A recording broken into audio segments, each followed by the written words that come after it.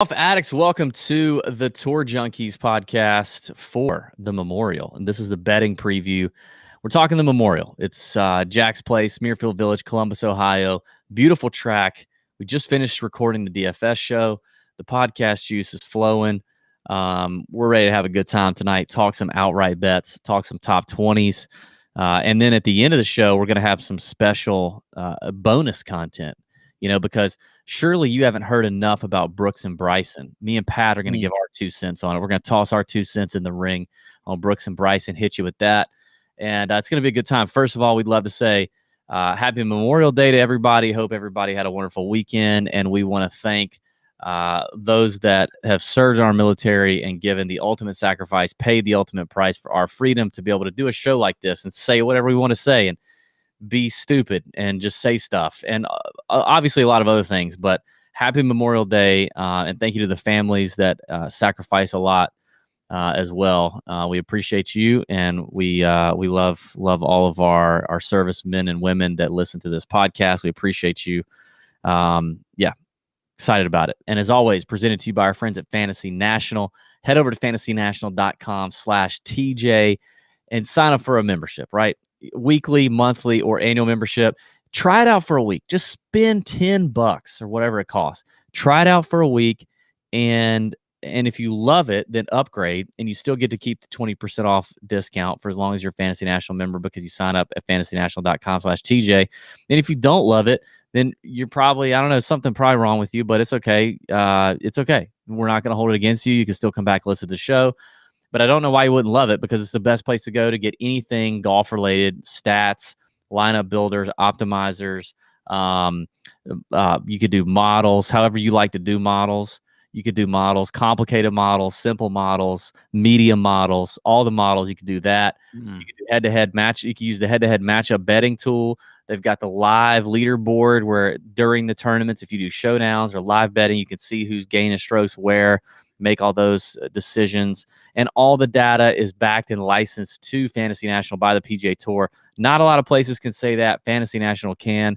It's our go-to spot. It has been for 4 years. We've been working with those guys since day one. They continue to improve the product. Go to fantasynational.com/TJ today. Get that 20% off, baby. Jordan Spieth lost to Jason Kokrak because I don't know why. It was weird. He lost. That's a good way to. I bet Kokrak appreciates that. So Jordan Spieth lost to Jason Kokrak in their most recent. It was stupid. It was stupid. Jordan has dominated that place for so long. It's in his backyard. Literally no one in the crowd wanted Kokrak to win, or Kokrak, as the announcer on the first tee explained. I don't know if you saw that. They called him Kokrak. Did you see that? I didn't see that. That's great. Literally, they got his name wrong. Like, nobody wanted him to win. Nobody in the state of Tejas wanted Jason Kokrak to beat the Golden Child.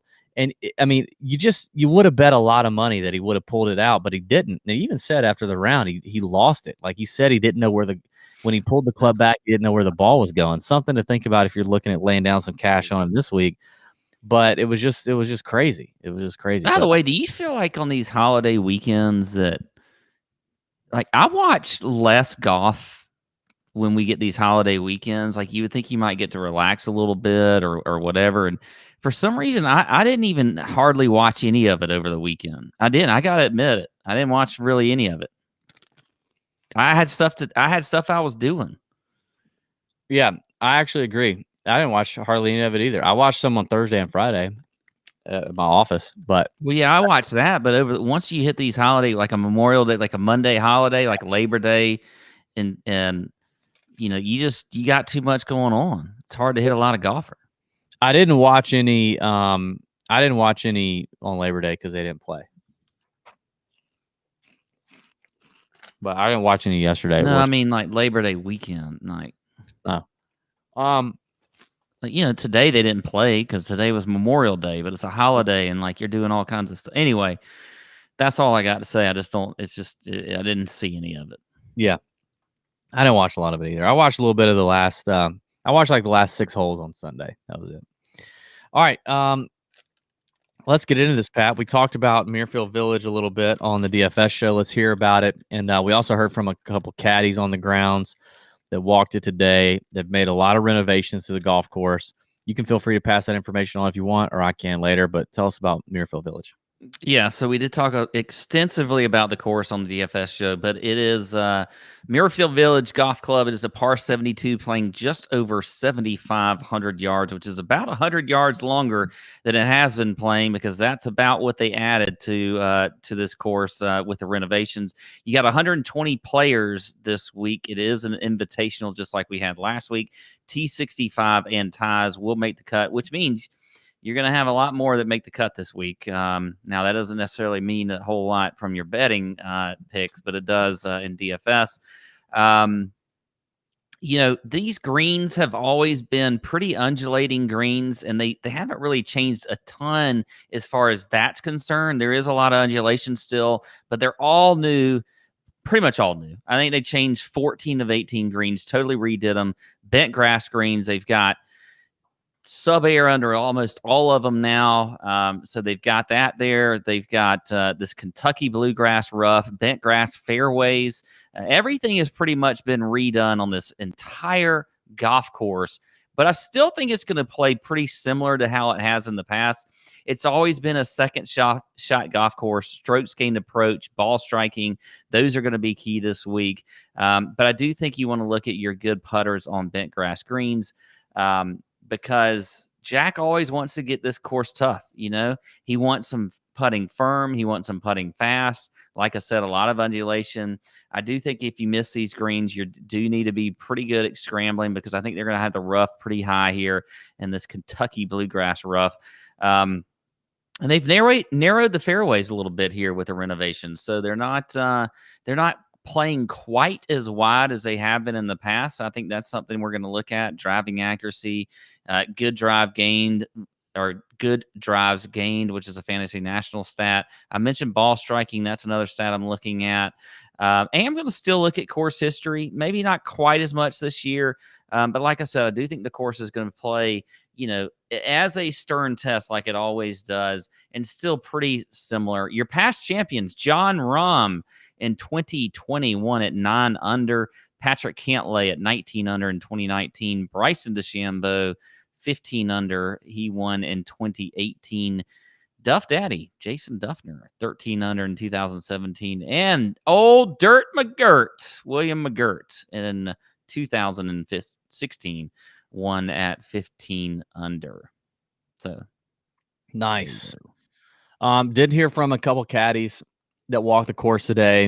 Here's a couple quotes. This place is definitely more of a ball strikers course now than just a pure bombers track. So, I know Jack added some trees, maybe a little tighter in some places. And then he says a little easier to get up and down than in the past, not as penal if you miss the greens. They took out some crazy slopes on some greens, and they added a little slope where they needed to on others, but overall easier to get up and down. So there you go. Sorry, I burped up my pirate booty there. And but yeah, there's some information from the ground. We'll have a lot more of that in the Nut Hut. For those of you in the Nut Hut, we'll have some more of that chatter and more information from our caddy friends on the ground at Jack's place. Should be a great time. I'm excited about it, buddy. Yeah, I kind of looked at strokes gained approach. Obviously, is the number one. It's most important. Driving accuracy, I think, is also important. You got to be in the fairway here.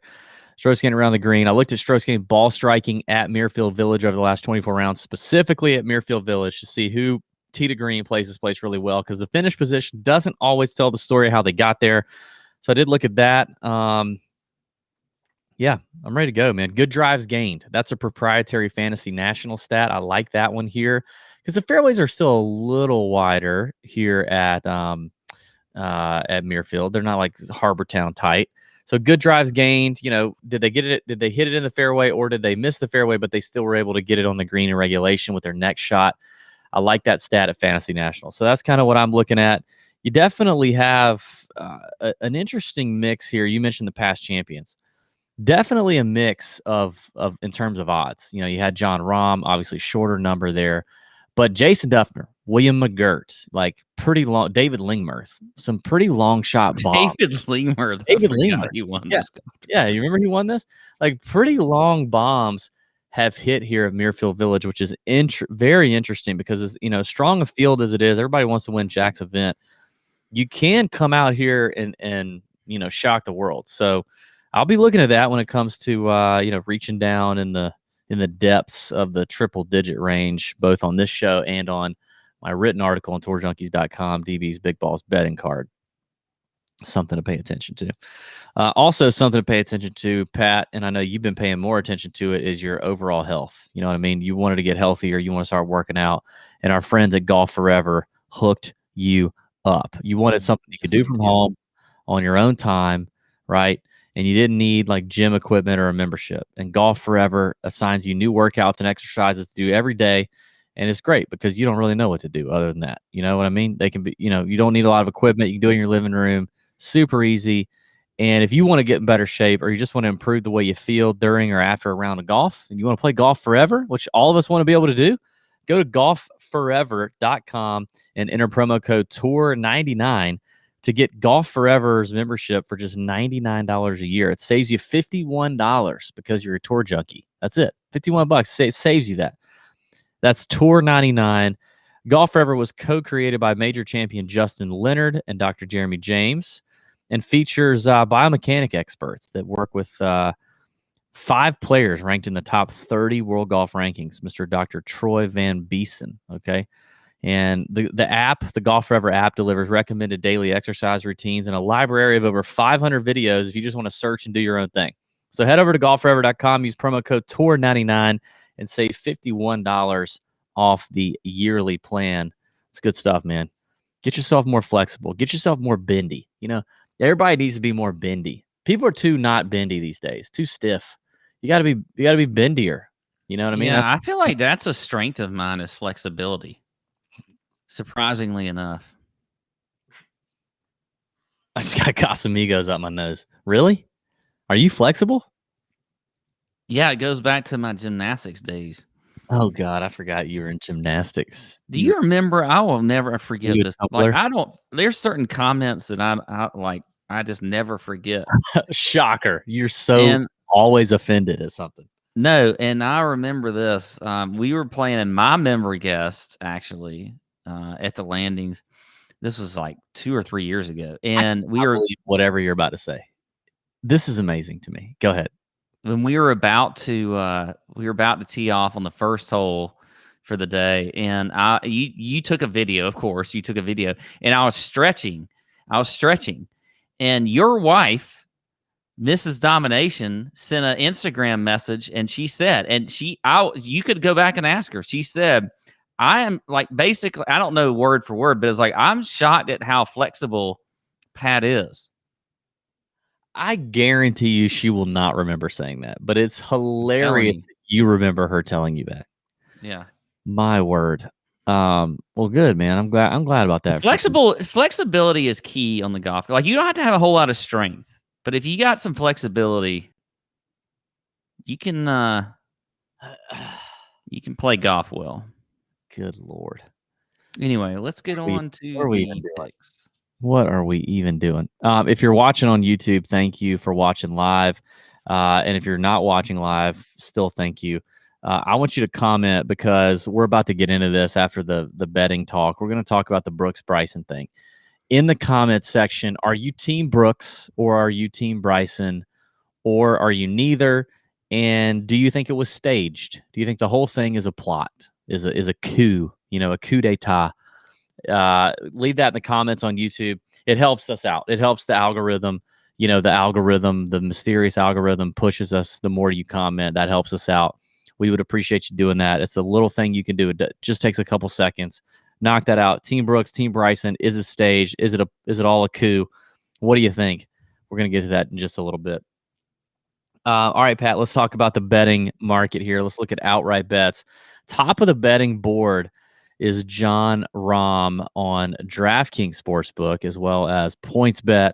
Now, then you've got some differences here. Differences of opinion between DK and PointsBet. PointsBet would have it go John Rahm And then Bryson and Jordan at 14-1. And then Rory at 16-1. Morikawa and JT and Victor Hovland at 17-1. But now DraftKings has John Rahm at 11.5-1 as your favorite. And then they go Victor Hovland and JT at 15-1. Rory at 16.5, Morikawa 16.5, Xander and Spieth at 16.5, followed by Cantlay at 17, and Bryson all the way down at 18.5 on DK Sportsbook, but 14-1 on PointsBet. So some differences of opinion here. I'm not buying the Bryson DeChambeau play, although the 18.5 number is a little tempting. What are you going to do up top? Well, I actually like the Bryson play at 18.5-1. Now, I didn't like him on DFS because I think his ownership will be a little bit higher. But I think Bryson, if you're getting him at 18.5-1, I'm fine with it. I think you take it. I think you jump on it at 18.5-1. He's won here before, obviously. Now, I do think the stats lately aren't showing. That was when he was little, though. He was not on steroids. Yeah, it is different than he was a little man ass like Kenny at that point. But still, I think that's a good number for him. So I like Bryson there. But my favorite number is Xander, at 16.5-1. I like Xander Schauffele this week a lot. I mentioned him on the DFS show. He's 20-1 on PointsBet, buddy. He's 20-1 on PointsBet. Okay, well, I'll take him at 20-1 on PointsBet. I'm just giving you the DraftKings Sportsbook number. But, yeah, I'll take him at 20-1 on PointsBet, even more so. If you give me that number. I got to have more than one book, people. And listen, if you're in New Jersey or I think Indiana, Colorado, or maybe one other place, I can't remember. If you're in any of those places and you want to open up an account with these PointsBet or DraftKings Sportsbook, head over to tourjunkies.com and click on the Sportsbook page and get you an offer. You know what I mean? There's something you can do. All right, so you're going Xander at 20-1, huh? Yeah, I like Xander here. I'm pretty tempted by Morikawa at 17-1 on PointsBet. And Patrick Cantlay at 20-1, right there next to your boy Xander at on PointsBet. So PointsBet's kind of the better number here in the shorter range. I think that's going to change as we work down the betting board here on DraftKings. But I love Morikawa. The approach play is just so freaking solid. The iron play continues to be so solid.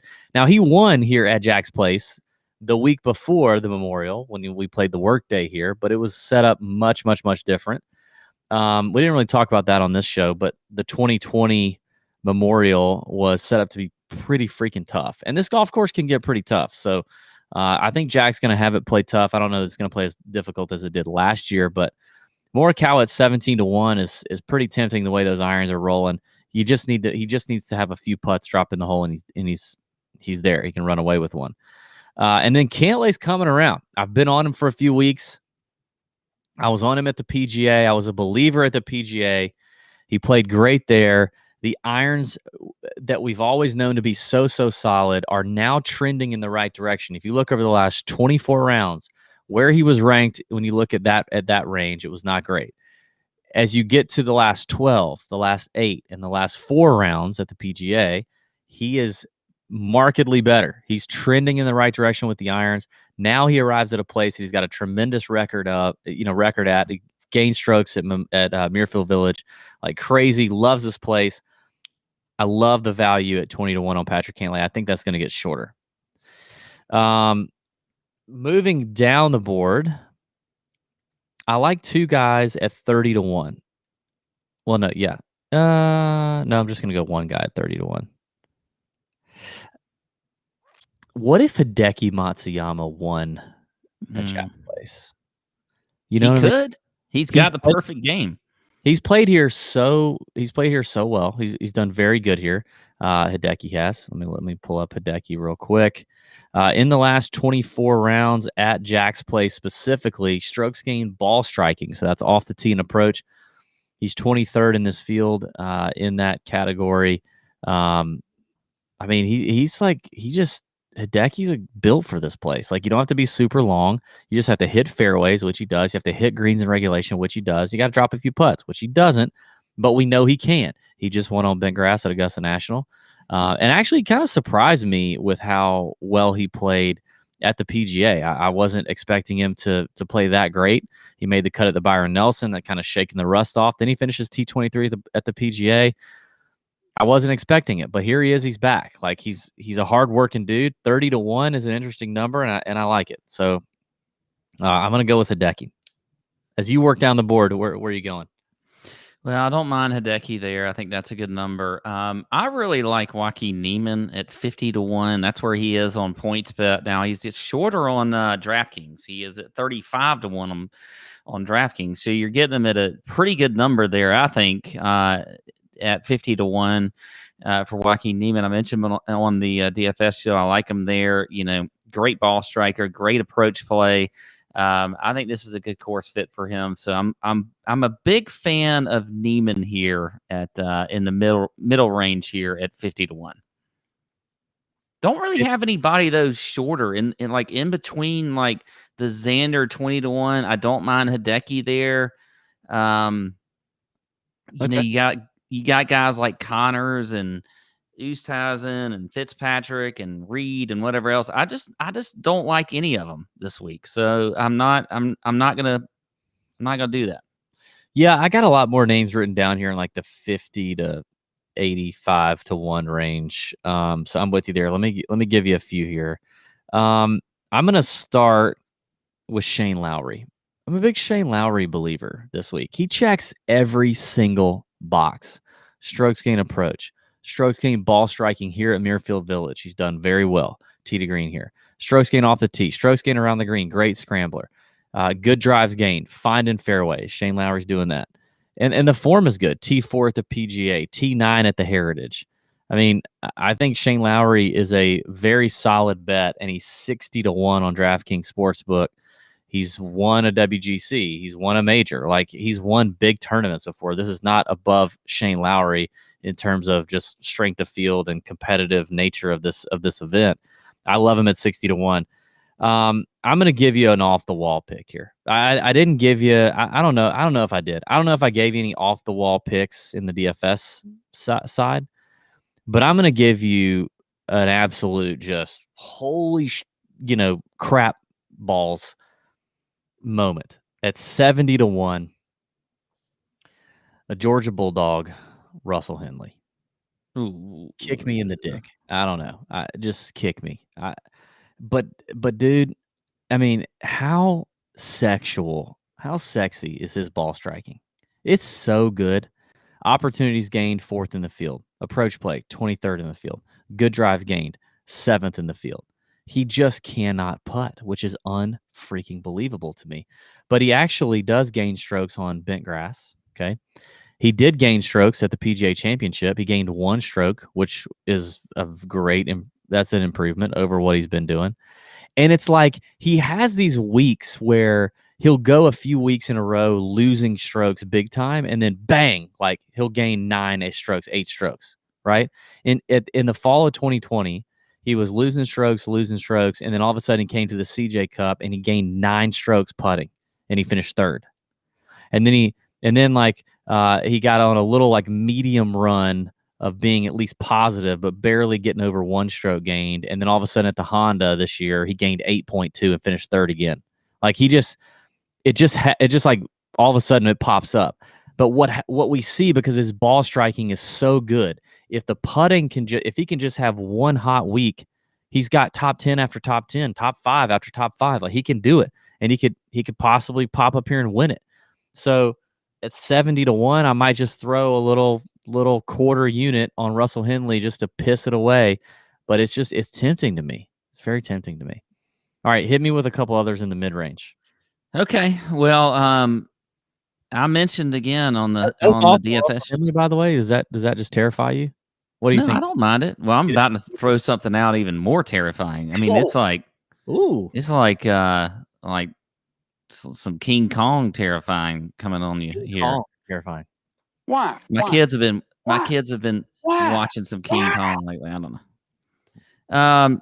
Charlie Hoffman at 55-1. I mean, look, Charlie Hoffman has just been absolutely incredible with his irons lately. Everything about his game is just pointing towards he should have a win here. at any time. So I like Charlie Hoffman at 55-1. I like Gary Woodland also at 66-1. He's a guy we've seen trending in the right direction as well. This is a good course fit for him. He has a pretty decent history here. Finished well here at the Workday Championship last year. I think he had a T5 finish. So Gary Woodland, I just like the direction he's going right now, and I will take him at 66-1. And then here's where I'm going to throw a little shocker at you, DB. Ooh, the shocker. I don't like him really in DFS because I think his price is still a little bit too high. Okay. But we saw some things from him at the PGA Championship that were very positive. He gained 9 strokes total in that event. 4.6 strokes from tee to green. He gained 4.5 strokes on approach, 2.2 strokes around the green, and 4.4 strokes putting. Pretty good. He is also a pretty good putter in general on bent grass greens. He is at 75-1, and he has a pretty good history playing on this course. Mm-hmm. Do you know who I'm talking about? Don't. Is it Schwartzel? It is not. Okay, I don't know. And we even have heard from his coach that his game is almost there, and it's coming around. Is this Ricky? Ricky Fowler, 75-1. What? Dude. 75-1. It keeps getting longer. It gets longer. I talked about him like a few months ago, and he was at 50-1 or 40-1 or whatever. But I like Ricky Fowler at 75-1. And it would be a great story if he won. We've seen guys like Jordan Spieth find his game. Ricky, I think, finishing that top 10 in the PGA on a very difficult course, on a very difficult day. Now he did start a little bit earlier, and so he didn't have it quite as difficult as some of those afternoon guys. But we've seen some things from Ricky lately. So I like him. I like him at 75-1. Now, if you don't want to bet him at 75-1, you can also get him as a top 20 bet. I think I wrote this down somewhere, but no. I can't even remember what the top 20 bet is. But anyway, bet him top 20. Dude, I think I kind of like it, man. And honestly, I didn't even look at him. I didn't even see his name. I scrolled and never saw him, and his name never registered in my COVID fog brain. But I kind of like it at 75-1. If only he's 5. Producer Sam, thank you. He's 5-1 on DK for a top 20. Yeah. I actually love that. I kind of like it, man. I think you're right. I think the PJ was a big confidence booster for him. I think we did talk to his coach, talking about how he's coming. Does have a really solid record here at Jack's Place. And wouldn't it just be the 2020-2021 season for Ricky to win? I mean, you've got the research we talked about last week, the resurgent old guys, right? The storylines. You got Phil, the PGA. You got Jordan coming back. And then if Ricky won, I mean, Ricky winning a major would be the biggest thing. But obviously this is not a major, but this is a big event. Mm-hmm. It would just be pretty freaking special. And it's 75-1. Now, DFS, I'm a full-on fade at 8,000. I don't like him at 8,000 there. But I think that 75-1 number is it's appealing. I actually like that. I think that's very, very nice. That's a good find by you. Dude, I'm telling you, I scrolled in it. I never saw his name. Literally never saw it. He's there, but I didn't see it. There's a life lesson in that. You know what I mean? There's things that are there and you just don't see them. You got to see them. You got to open up your eyeballs. Some things that some guys are starting to see is wrinkles on their face, or maybe some acne scars, or maybe your skin is real dry. Maybe you play golf a lot and you don't protect your skin. The guys on the PGA Tour protect their skin, right? You should. You golf in the sun. The sun is not your friend. So whether you're tackling dry skin or acne scars, wrinkles, you just want to do some healthy skin. You need to do some healthy. this is the product we would use, and that's our friends at Caldera Labs. Okay, Caldera Lab they produced a new multifunctional face serum called The Good. That's all you need to know, really. I can honestly just stop the whole thing right now and just say go. I could just say anything called The Good is I can just say go ahead to Caldera Lab, buy The Good, and enter discount code Tour Junkies at checkout, and that's all you need to know. You shouldn't need to hear anything else because it's called The Good. Like that's a killer name. But in just a couple weeks, your skin can be much smoother and firmer. You want firm skin. You want tight, right? You want like fresh, tight baby skin. Soft but tight. You know what I mean? My wife has a nightly facial routine, and she always gets on to me because I never do anything about my face. And she's like, "Oh, I'm gonna be wrinkle free for you when we're old, but you're not gonna be wrinkle free for me. You don't love me." And now that I'm using this Caldera Lab serum, and wrinkles in love. I didn't even know that was that. Yeah, that's the thing. And now I use the Caldera Lab serum. I just put the dropper on and I put on my face, and now she's like, it kind of turns her on a little bit. She's like, "Oh, okay, now you're taking care of your face. I like that." It just works, man. Best of all, you can try it 100% risk free. If you don't love it, they'll refund you in full. That's good stuff. So head over to Caldera Lab. That's Caldera Lab, and enter promo code Tour Junkies at checkout. All one word, promo code Tour Junkies. As a listener, you get 20% off your first Caldera Lab purchase. That's Caldera Lab. Get yourself .com. Get yourself some of that good. You know what I mean? And just try that. It's good stuff.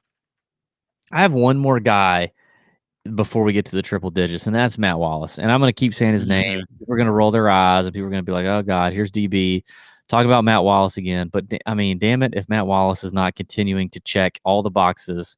Now, last couple of events, he's kind of flamed out a little bit. I'm a little concerned about the two events in a row with negative strokes gained on approach, when before he was kind of killing that. But I'm still believing, and the number is actually gone up. We've been betting him at 70 to 1 the last couple of weeks. Now he's at 85 to 1. Now obviously it's a stronger field, but I can't. Matt, he's doing too many things really, really well. His first time here last year in 2020, he finished fourth in a very difficult test. I love Matt Wallace here. I think 85 to 1. Why would I stop betting him now? I'm not gonna. So there you go. Triple digit range. If we're talking about that, my boy HV3 at 125 to 1. Now this would be a heck of a breakout victory on the PGA Tour because he doesn't have one, but he's come really close. He's come close in tough fields, tough events. Riviera, he should have won. Had him at 100 to 1 there when he topped a 3-wood off the tee on the back nine on Sunday. We won't talk about that. He just finished runner-up at Harbortown, a tight place where you got to hit some fairways. You got to hit greens and reg. He's playing well right now. We just need him to drop a few putts. I love HV3 at 125 to 1. I think there's a long shot value there. Patton Kizzire at 140 to 1. The guy's coming off a two back-to-back top tie for this. That's a weird statement to say. Back-to-back T3s. That's just weird. He's coming off of back-to-back T3s. He's a little erratic off the tee at times, but the good drives gained number, he's 38th in the field in good drives gained over the last 24 rounds. So he may not hit all the fairways, but he doesn't miss it by much. He's a pretty good putter on bent grass. The approach plays coming around for Patton Kizzire. He's killing it on that in the last couple of events.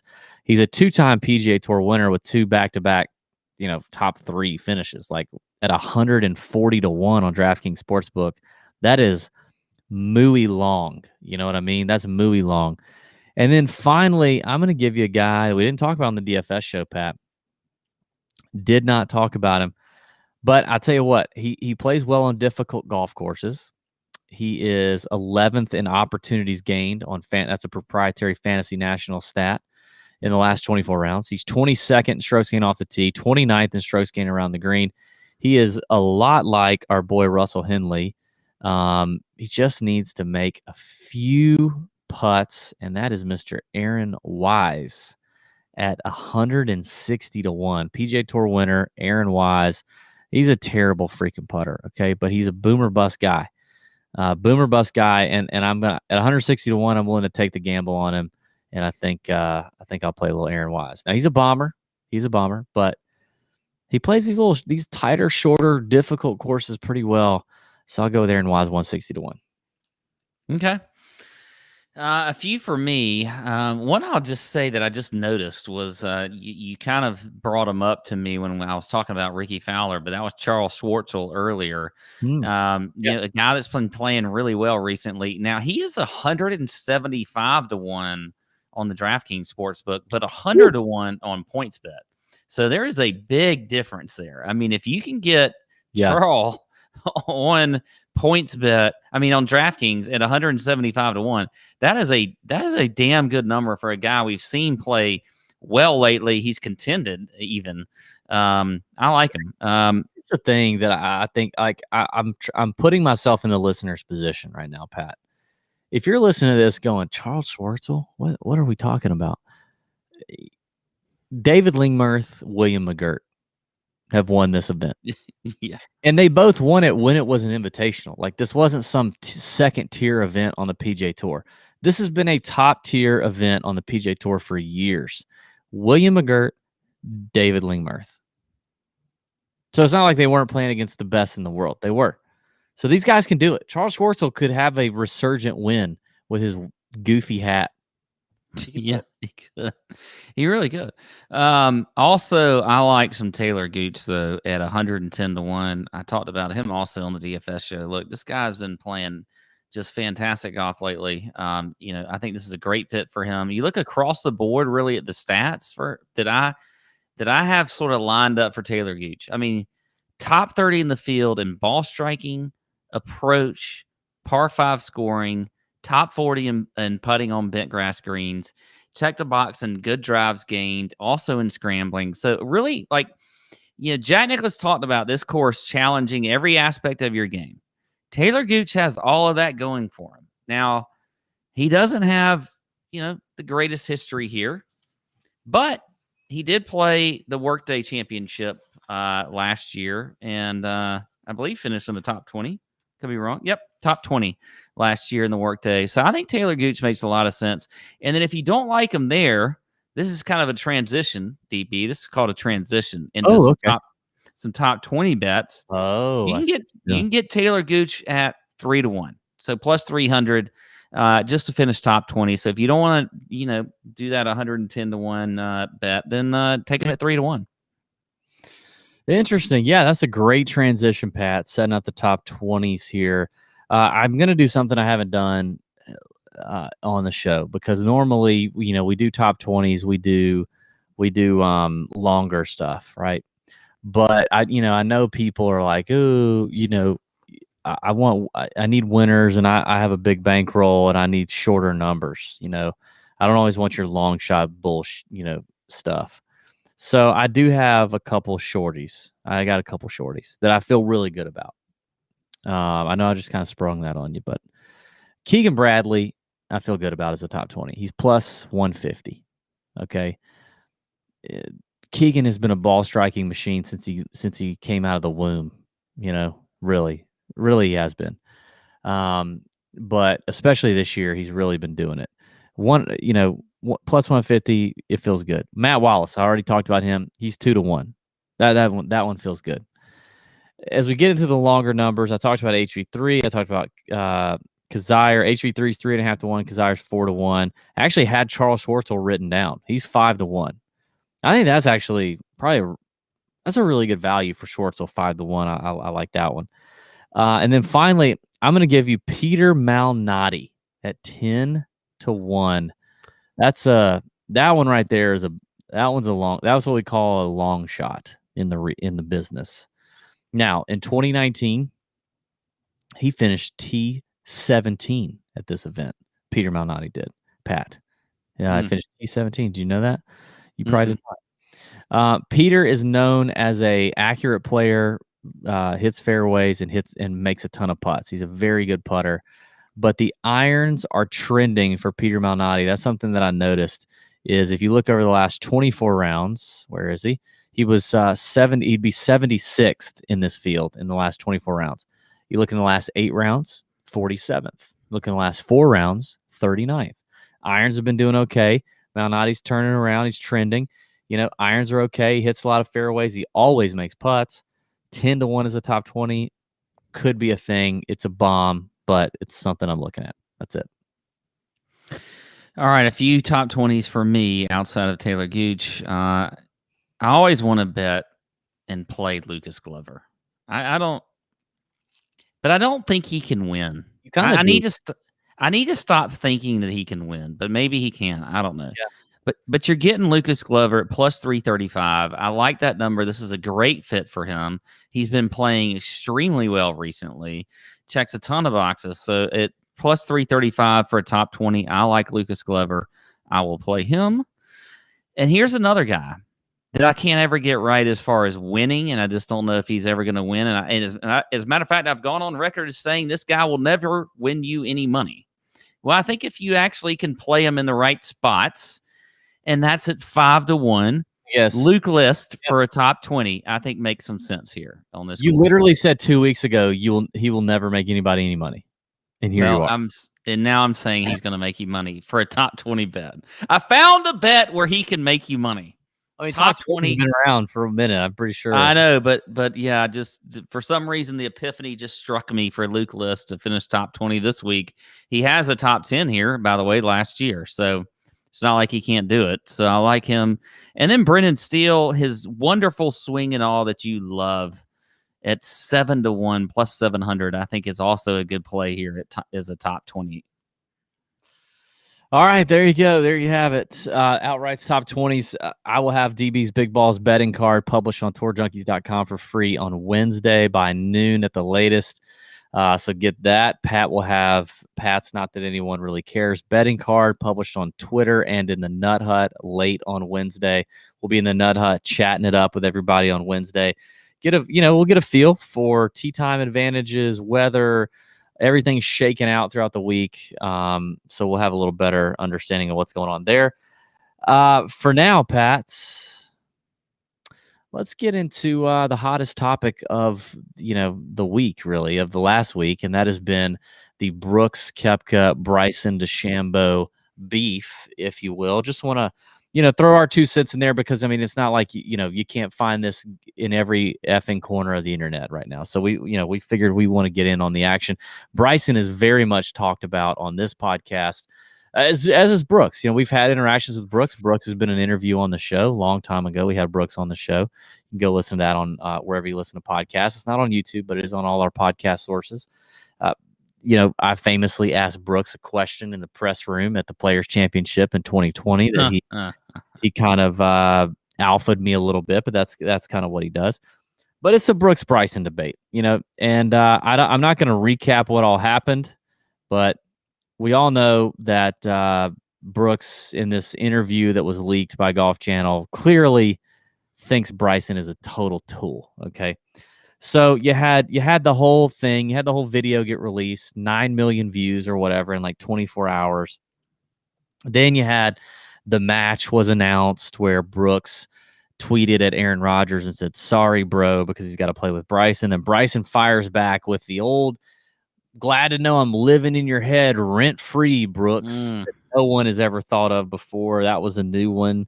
My favorite part is Bryson's, right after it all dropped, we find Bryson on his Instagram stories doing this.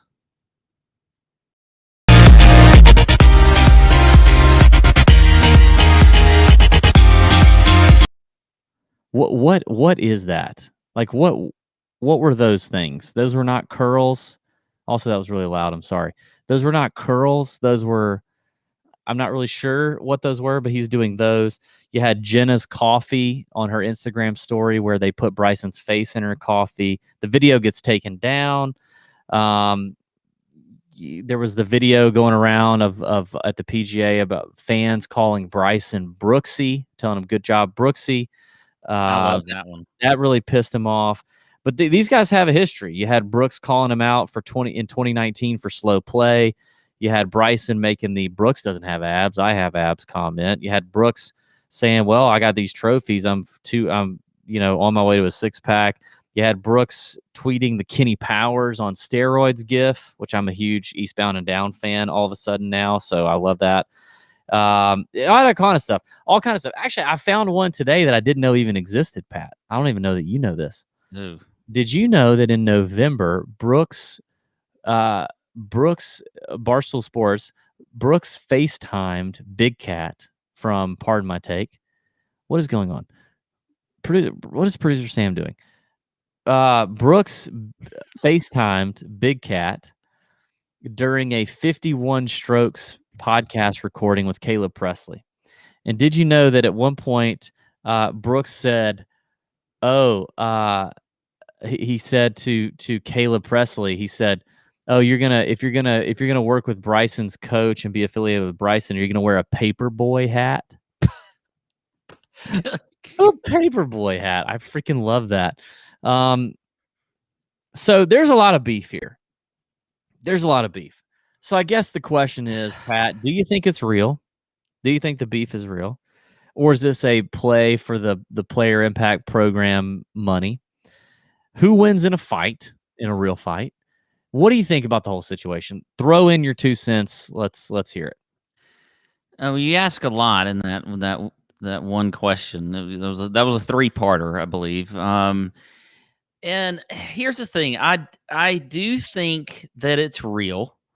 I do think it got a little bit more contrived after it kind of started, with some of the tweeting back and forth, especially with, the Phil Mickelson match with Aaron Rodgers and Brady and Bryson and, Brooks throughout that. I think that part of it with those tweets was a little more contrived. I think the original thing, though, with the video that happened at the PGA Championship where Bryson walks by and,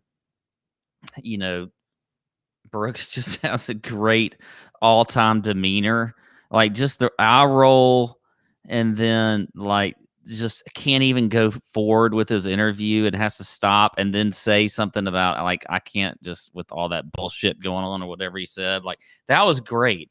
And I think that was very genuine. But I do think it got a little bit contrived after that, and it probably had to do something with the player impact program for the PGA Tour that they've got going on with social media and whatever else. But the questions are always, are you team Bryson or are you team Brooks? I am definitely team Brooks, even though he changed. Like, look, Brooks. There was a 24-hour period where I couldn't stand Brooks because of what he said about the crowd. It only lasts 24 hours, though. I'm with you. I didn't like his response to the PGA, but then this happened. I'm like, okay, I'm back in. Yeah, I was like back in on Brooks, and I like his attitude. He just doesn't give a damn and whatever else. But there's a part of me that just feels like this is like we're at Panama City Beach, and Bryson is a Sigma Kappa, and Brooks is a Kappa Nu or some crap, and they like have this like beef against each other, and they're gonna have a fight on Panama City Beach on those white sandy beaches with their White Claws in their hands and whatever else is, and they can't, and they just chug beers, and they're like they can't even, they got problems with each other, but they don't even really know why. But one of them is just going to be petty about this, and I just there's something about it, just like a frat boy standoff that really kind of I don't really. Yeah, Brooks is wearing like a seashell anklet, and and Bryson's wearing. But Bryson's like he's part of like the fraternity that loves to like work out a ton, and Brooks still does that. But they have the hotter looking girls in their fraternity. And so Bryson's probably a little jealous of that, but he's still like going to just show off his muscles and everything. Like that's the whole vibe I get between the two. And it's kind of off-putting. It's a little bit off-putting. It kind of is. Speaking of vibe, like if you watch Bryson's YouTube videos, which I do because I look for reasons to go off on Bryson, but he's hanging out with they look like high school kids. I know they're not, and I'm getting old. That's why I'm 37. They all start looking like they look younger and younger the older I get. But he's like hanging out with this little fraternity of guys that like, shit and giggle all over themselves with everything he says and does. It's just kind of weird. I feel like this. I feel like the disdain for Bryson is real from Brooks. Okay. Mm-hmm. Yeah. But I think the disdain for Brooks from Bryson is not real. I think Bryson is a guy that wants to be liked by everyone. I agree. There are some people who just they care to be liked by everyone. I I tend to not be that guy and don't really care to be that guy. I don't think Brooks is that guy. I think Brooks is perfectly fine if you don't like him. I genuinely Oh, do. he definitely does not give a shit But if Brooks you like him. Bryson wants everybody to like him. But then when he finds a guy like Brooks who's kind of an alpha dog, who's on his level, who's a major champion multiple times, like who's doing his thing, he's gonna fight back because that's all he can really do. He doesn't have a choice. It's not like he's gonna win him over. Like Bryson's not gonna win him over. So he's like, okay, well, I guess I'll get in the fight and do my thing. I don't know. I don't think either one of these guys are doing anything to this point for the PIP money. To this point, I don't think any of it's been thought. I don't think it's been thought that far through. I think both of them are making so much damn money. It, I don't know how much they've even thought about it anyway. Honestly, they'll be in Well, the. do we think they're even thinking this through? Like both of their minds are. That's what I'm saying. I don't know. They're simple-minded individuals. Even though Bryson is supposed to be so smart, I feel like part of his mind is as simple as it gets. Yeah, yeah. I don't think either one of them are. Like, I don't think this is a coup to like work a PIP thing into their favor. I don't believe that that's happening. I think there is some genuine dislike there on Brooks's end. There is zero chance the USGA pairs them together in the US Open. There's zero chance the PGA Tour pairs them together by choice on Thursday or Friday. We just have to all pray and hope that they finish in the correct order on Saturday and Sunday to get paired together and have a little drama. The Ryder Cup is obviously going around. That whole thing's going around. They won't be paired together in the Ryder Cup. I do think there is some legitimate dislike. I just don't think Brooks likes him, and I don't blame him. I'm Team Brooks in this situation, even though, yes, for like 24 hours, I kind of didn't like. We talked about it a little bit on last week's show.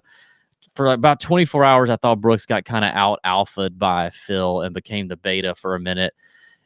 But I'm kind of back in, and yeah, I'm never going to be a Team Bryson guy. There's literally not a chance I'm going to be a Team Bryson. He can go back to his house in Dallas and play around with his little high school, maybe barely out of high school buddies, and play Fortnite and make videos about his life and hit balls really hard and far on his simulator. And Brooks, in the meantime, I mean, this is what Bryson's doing right now. If you're watching on YouTube, here's Bryson playing ping pong. Ping pong simulator. Yeah, I actually am impressed by. Like, I wouldn't mind. Like, if I was bored one night and I wanted to play some ping pong with myself, yeah, I would like to have that machine. Yeah, okay. I guess I would too. I just would never put. I would never put it on YouTube ever. But I mean, here he is. Anyway, and Bryce is doing. I mean, Brooks is doing things with his girl and just doing this. Apparently, Bryson has a girlfriend, but very few people can confirm. All right, that's enough of that. That's it. That you've heard plenty of takes on that. Maybe ours was unique. Maybe it wasn't. Thanks for watching. Thanks for hanging out with the Tour Junkies, bringing you the betting picks that you need for the Memorial. Don't forget to check out tourjunkies.com, DB's Big Balls betting card. And make sure you join the Nut Hut. We'll be chatting it up in there. It'll be a good time. Thanks for everybody watching. Don't forget in the YouTube comments, are you team Brooks, or are you team Bryson, or are you team neither? And do you think that it's all made up or not? Give us your thoughts in the comments. Help us out. And have a great week. All right? Let's win one. We need one. Let's get a hit this week. All right. I would love it to be I'd love it to be Aaron Wise at 160 to 1. That'd be a Dirt McGirt kind of hit. Actually, probably be a little better. Dirt McGirt must have been like 400 to 1. All right, here we go. Have a great week for the Memorial. See ya. Out.